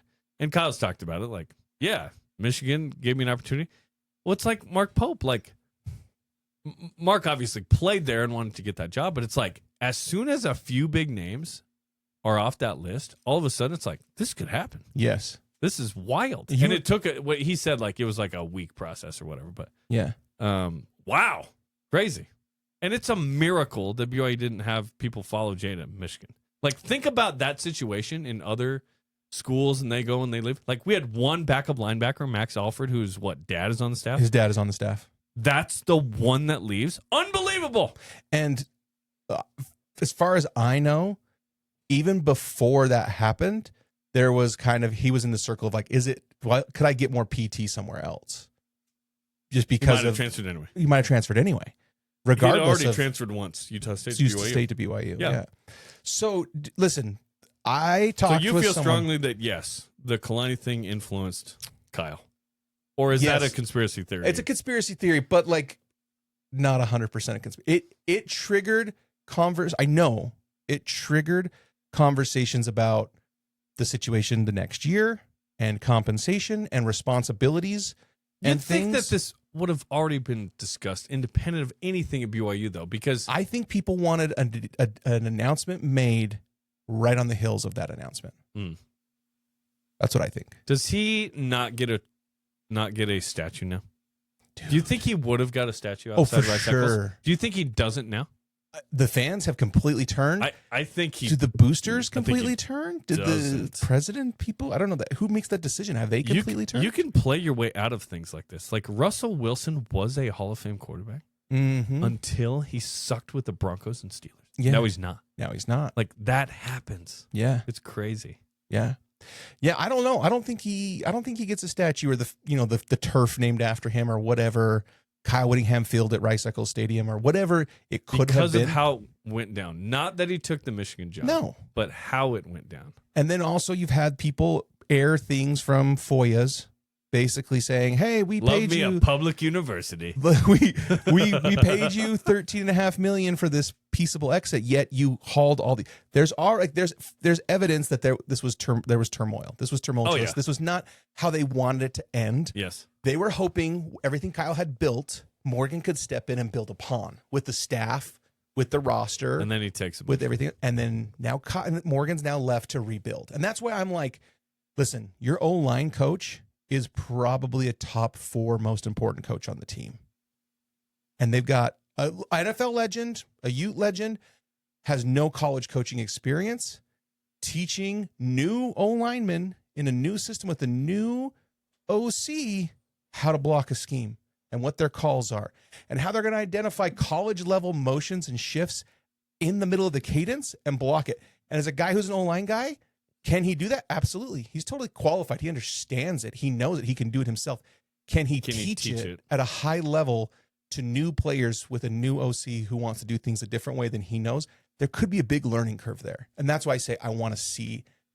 Is Devin Dampier the same quarterback he was at Utah last year with all new O-line pieces, a new O-line coach, and a new OC? You don't have Job Beck from New Mexico. You had Jason Beck teaching you everything at New Mexico, and you still kind of had some iffy throws because you were scrambling for your life a lot because you had a subpar O-line. Are you more like first rounders at tackle? Yeah. No. At New Mexico. Oh, at New Mexico. At New Mexico. Like, what? You had Jason Beck in New Mexico, but you didn't have the O-line support. So now you're without your OC that you've known and believes in you and trusts you and knows how to call a game and scheme a game for you. You got a new OC, so there's a learning curve there.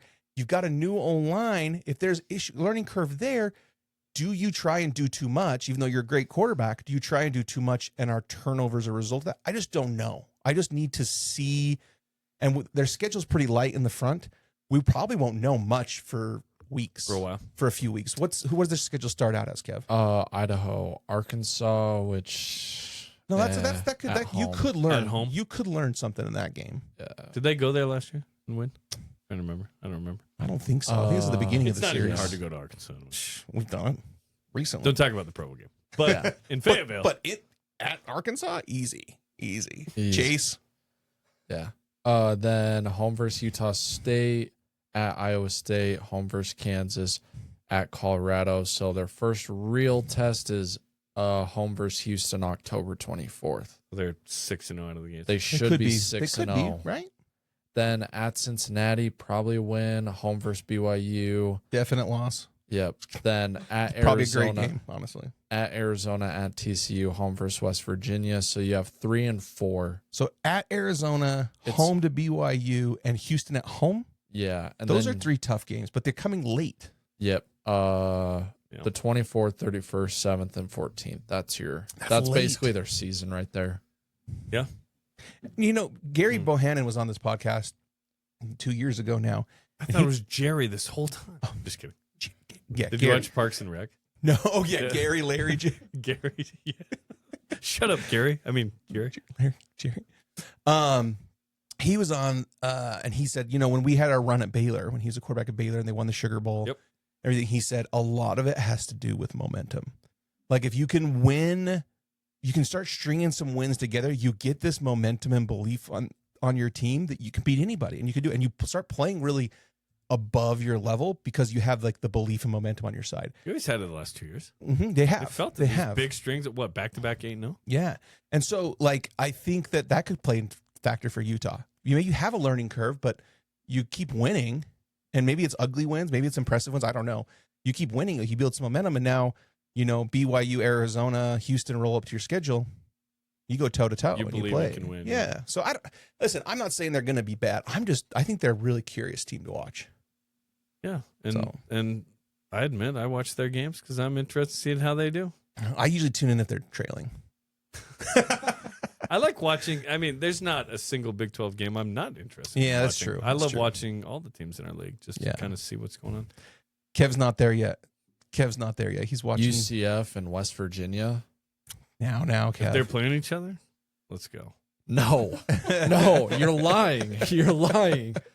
Well, typically, if I'm watching that game, that means I'm probably home after like a volleyball match, and I'm just tired, and I'll watch whatever. And I got the quad on the big screen. I got the 1 2D on another game. I'll admit it. I tune into Mountain West games all the time because they're on late. Yeah, they're like on late. Fresno State, San Jose State, give it to me at 9:30.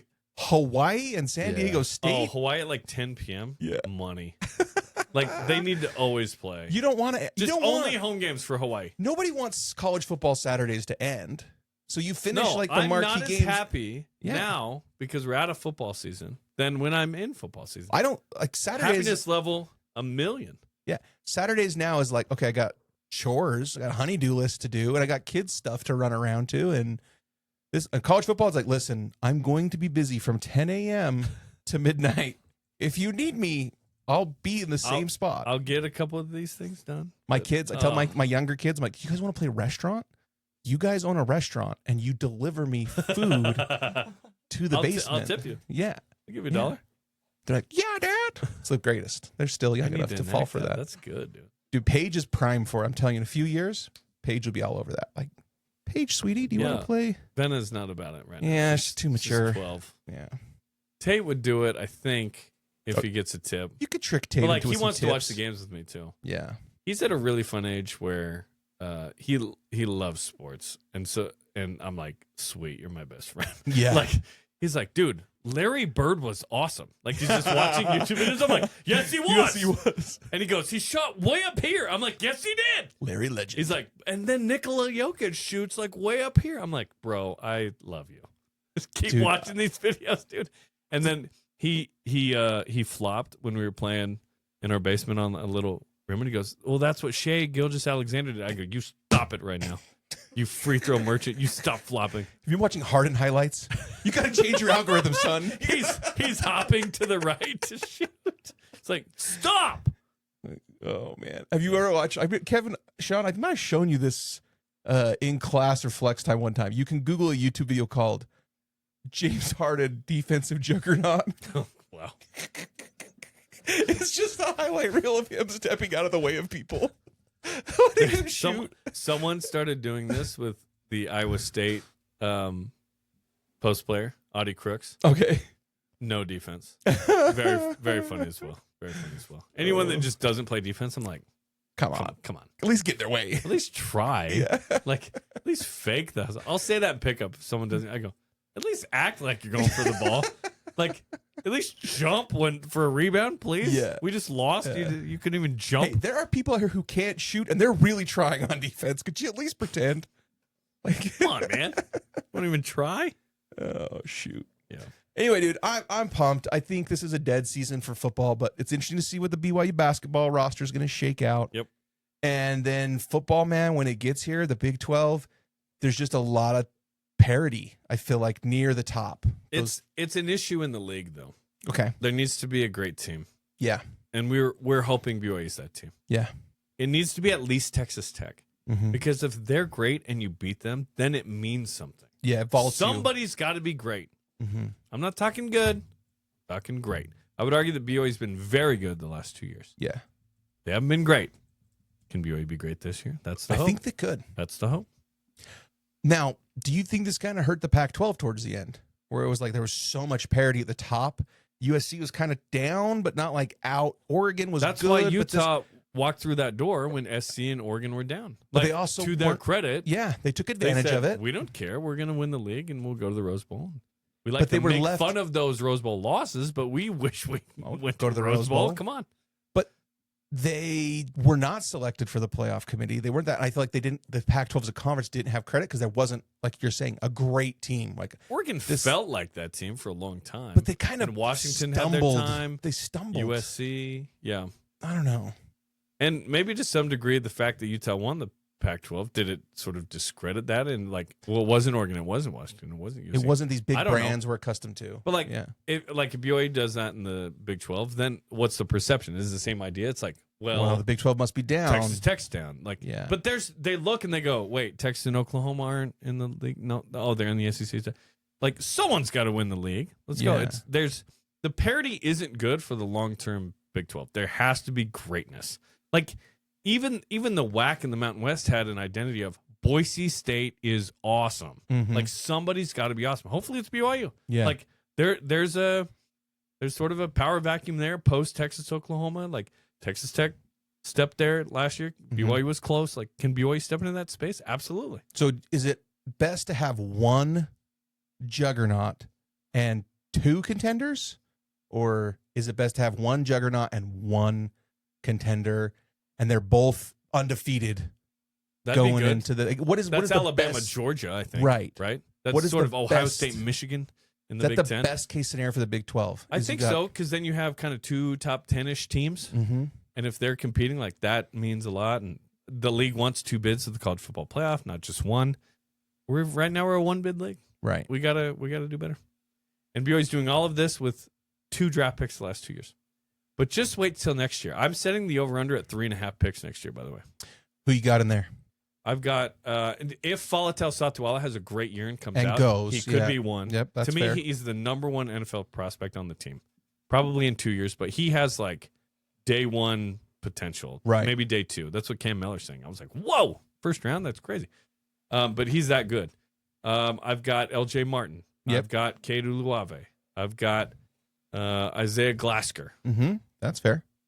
And then I had another. Gentry's on the bubble. I had Bruce Mitchell. Bruce Mitchell. Those are my top 5. Okay. And then I have Gentry, Bubble. Evan Johnson, Bubble. Bubble. And then there were a couple others in there as well. I'm trying to remember. But yeah, I think we set the over-under at 3.5 picks next year. Sure. Like it's not, if we only had 2, I'd be surprised. Right. I think those top 5, like I legitimately think all 5 could be drafted. They could be, yeah. And then we'll look back and go, okay, 0 2 years ago, 2 last year, and then a plethora. Well, and then look at the This year. 2026 recruiting class. Even like McKay Madsen, who's 2025, but he's going to kind of play with the Ryder. 26. Brock, Yeah. McKay, all these They should all be drafted. bot, all They these guys. all should be drafted. Yeah. And then who knows what Legend does, Terrence does. They're like- 4-star, which is a projection of 2nd or 3rd round. Right. That's a 5-star is a 1st round projection. That's how this works. Mm-hmm. 3-star is day 3, 4 through 7. Mm-hmm. And then 2 or 1 or 0 or walking is like undrafted. Yes. Let's go. Okay, man. I like it. I like where we're at. It's going to be fun to watch it play out.